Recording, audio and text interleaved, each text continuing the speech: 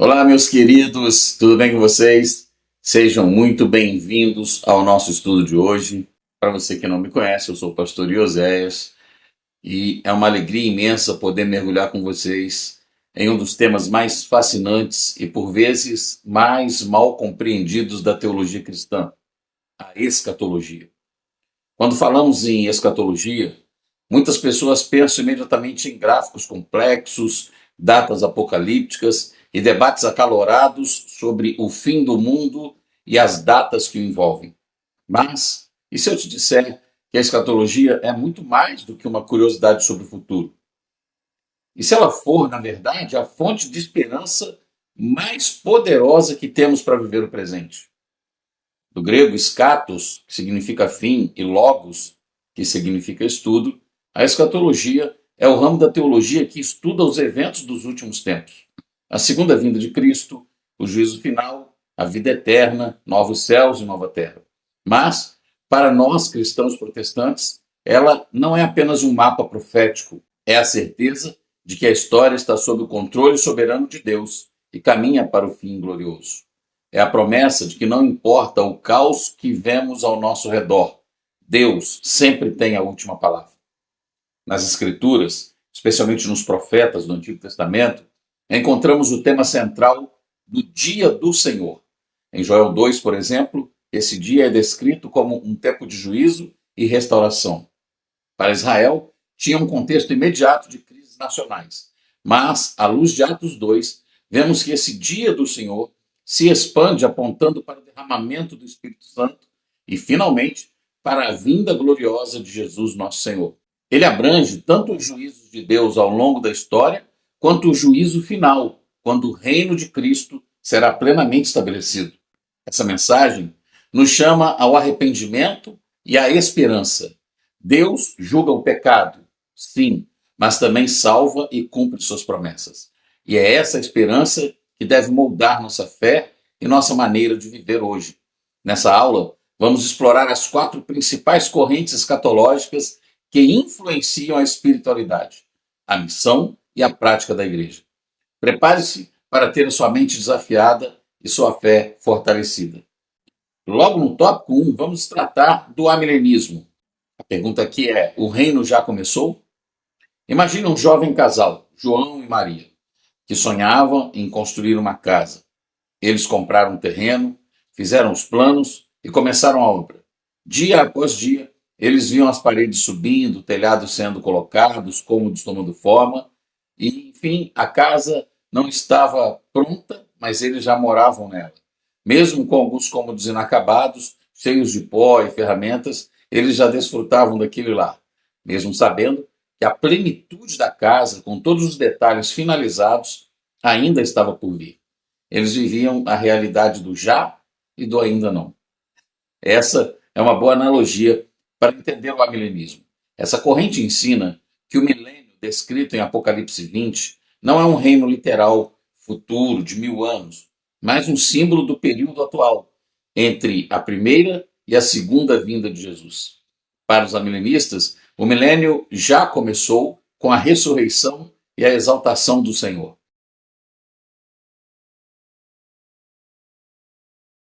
Cristo reina espiritualmente sobre o seu povo agora, como Colossenses 1,13, 1 Coríntios 15, versículos 25 a 27, nos levam a entender.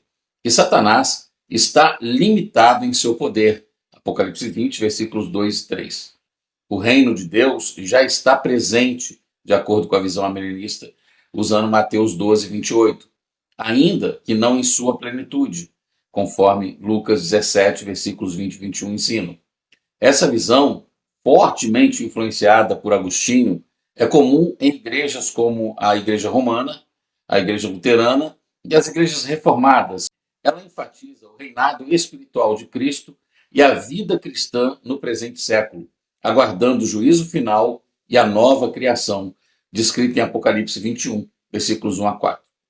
Se Jesus já reina, mesmo que espiritualmente, qual a implicação disso para o dia a dia da igreja?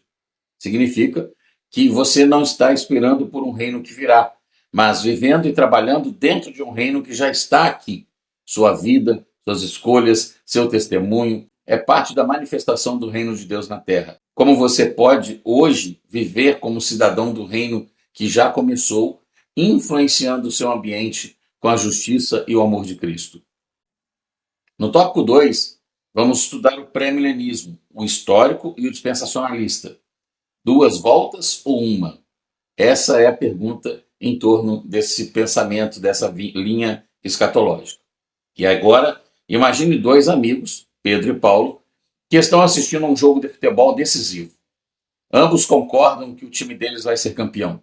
Eles veem os mesmos jogadores, as mesmas jogadas, mas Pedro acredita que o time vai ganhar o campeonato em uma única partida final, enquanto Paulo insiste que haverá uma semifinal e depois uma grande final, ou ida e volta. Ambos esperam a vitória, mas divergem sobre os detalhes do caminho até lá. Essa é a essência da comparação entre o pré-milenismo histórico e o dispensacionalista. Ambas as correntes, pré-milenismo histórico e o dispensacionalismo, concordam que Jesus voltará pessoal e visivelmente antes de um reino futuro de 1000 anos, o famoso milênio, conforme Apocalipse 19, versículos 11 e 16 e Apocalipse 20, versículos 1 a 6, que, nesta visão, será literal, terreno e centrado em Jerusalém, apoiado em Zacarias 14, versículos 4 e 9. Eles também defendem que as promessas feitas a Abraão e Israel terão cumprimento futuro e concreto. Promessas como Gênesis 17, versículos 7 e 8, Romanos 11, versículos 11 e 25, é utilizado para corroborar esse pensamento, entendendo Israel como um povo judeu, que vai também colher o resultado das promessas de Deus. No entanto, as diferenças são cruciais. O dispensacionalismo ensina uma volta em duas fases. Primeiro, um arrebatamento secreto da igreja, baseado em 1 Tessalonicenses 4, versículos 16 e 17, onde a igreja é retirada da terra antes da grande tribulação. Depois, ao final da tribulação, a revelação pública de Cristo, conforme Mateus 24, 29 e 30. Para eles, a igreja não passará pela tribulação. Baseados em Apocalipse 3, 10, por exemplo, eles dizem que a igreja será livre desse período.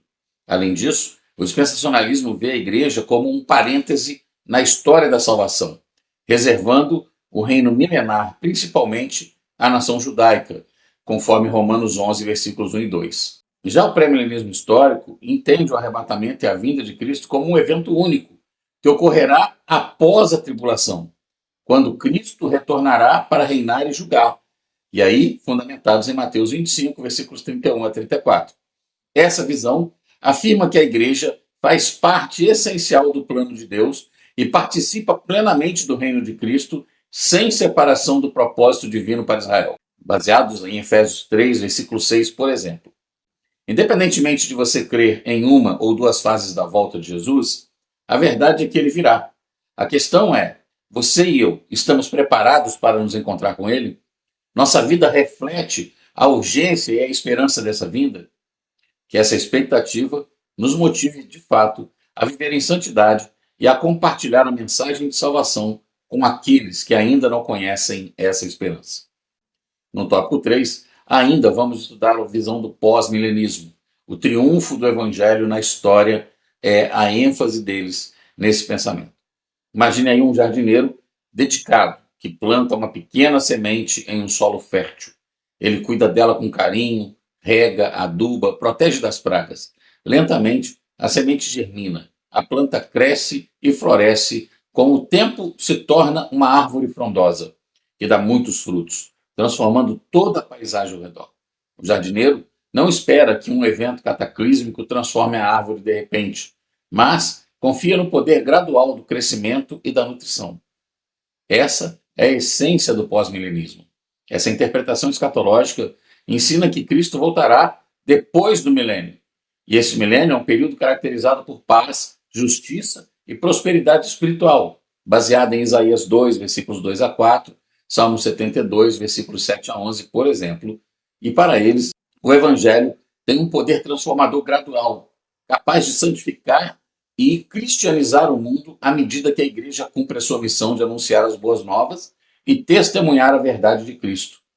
como Mateus 13, 31 a 33 e Abacuque 2, 14.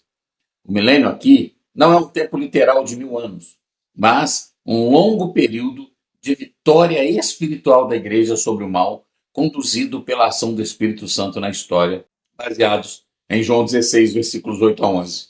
Essa perspectiva destaca a força transformadora do Evangelho e acredita que, com o passar dos tempos, as nações serão alcançadas pela mensagem de Jesus.